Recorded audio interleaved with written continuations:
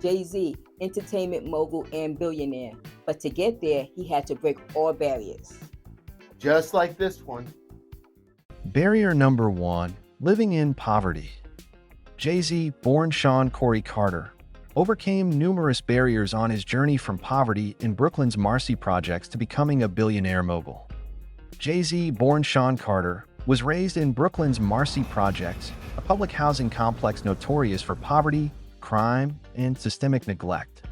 The environment was shaped by the legacy of housing discrimination, the war on drugs, and a lack of economic opportunity, which created a cycle of hardship for many families.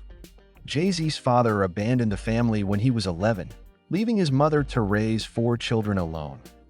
Like many youths in Marcy, Jay-Z witnessed and experienced violence, drug dealing, and a daily struggle to make ends meet. He described in his memoir Decoded how, as a young teen, he saw peers turning to hustling to help their families pay bills because legitimate opportunities were scarce. Jay-Z said, "Effin' waiting for the city to pass out summer jobs. I wasn't even a teenager yet, and suddenly everyone I knew had pocket money. Guys my age, fed up with watching their mom struggle on a single income, were paying utility bills from hustling." How did he overcome it?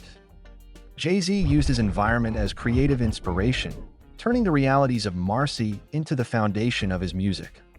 His lyrics authentically reflected the struggles, codes, and stories of his neighborhood, which resonated with a wide audience and set him apart in hip-hop. The street smarts and survival skills he developed while hustling translated into business acumen. When the music industry initially rejected him, Jay-Z co-founded Rockefeller Records, taking control of his career and building a platform for his success. After achieving wealth, Jay-Z invested in philanthropic efforts, including initiatives directly benefiting Marcy projects. Notably, he co-launched the Bitcoin Academy to provide financial literacy and technology education to Marcy residents, aiming to empower the next generation with tools for financial independence. Jay-Z's journey was driven by a belief that escaping poverty was not just about personal gain, but about creating opportunities for others. "I can't help the poor if I'm one of them.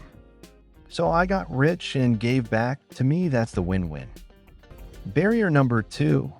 Jay-Z's involvement in the drug trade. Growing up in Brooklyn's Marcy projects, Jay-Z, Sean Carter, became involved in drug dealing as a teenager, starting around age 13.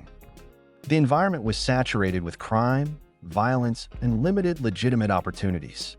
Dealing crack cocaine was both a means of survival and a way to support his family in a neighborhood where almost daily murders and stabbings were common.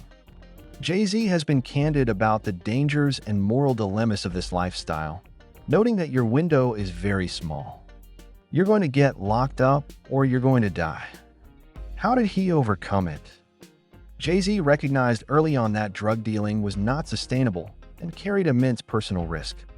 He understood the importance of having an exit strategy, a lesson he later applied to his business ventures. To be in a drug deal, you need to know what you can spend, what you need to re-up. At some point, you have to have an exit strategy. The skills Jay-Z developed on the streets, budgeting, risk management, negotiation, became assets in the music and business world. He has stated, "I know about budgets. I was a drug dealer. To be in a drug deal, you need to know what you can spend, what you need to re-up.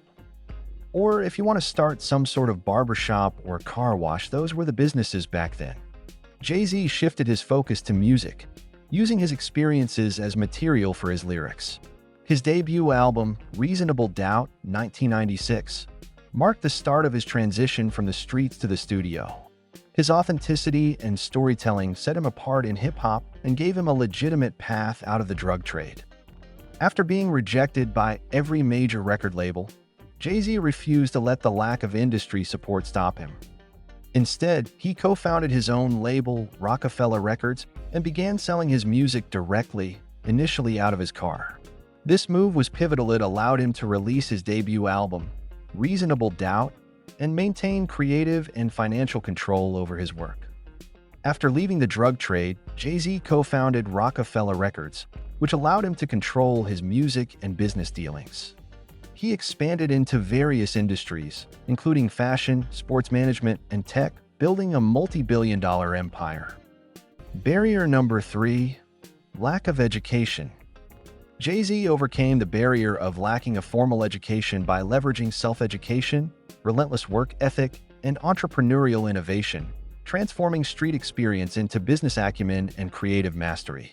Jay-Z, born Sean Corey Carter, grew up in Brooklyn's Marcy houses under challenging circumstances, poverty, family instability, and exposure to crime. He attended several high schools, including Eli Whitney and George Westinghouse Career and Technical Education High School, but ultimately dropped out before graduating. How did he overcome it? Despite this, he has repeatedly emphasized the importance of education, crediting his early schooling for helping him articulate thoughts and communicate effectively. Jay-Z's response to his lack of formal education was to become a voracious self-learner. He developed an obsession with words and writing, spending hours at home crafting lyrics and training his memory to retain complex rhymes and ideas.